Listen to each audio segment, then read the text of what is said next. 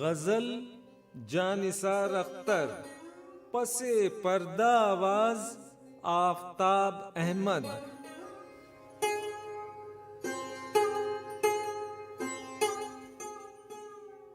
हमने काटी हैं तेरी याद में रातें अक्सर,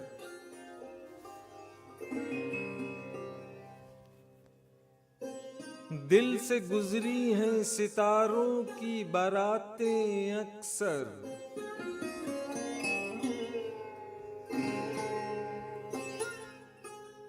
और तू कौन है जो मुझको तसल्ली देता, हाथ रख देती हैं दिल पर तेरी बातें अक्सर।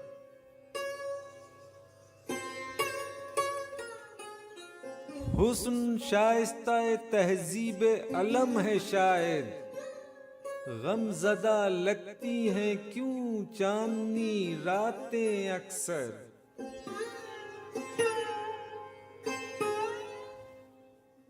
हाल कहना है किसी से तो मुखातिब है कोई, कितनी दिलचस्प हुआ करती हैं बातें अक्सर।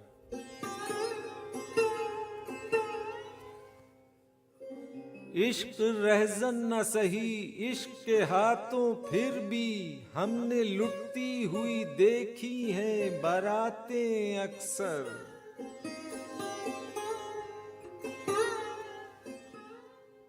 हमसे एक बार भी जीता है न जीतेगा कोई, वो तो हम जान के खा लेते हैं मातें अक्सर। उनसे पूछो कभी चेहरे भी पढ़े हैं तुमने, जो किताबों की किया करते हैं बातें अक्सर।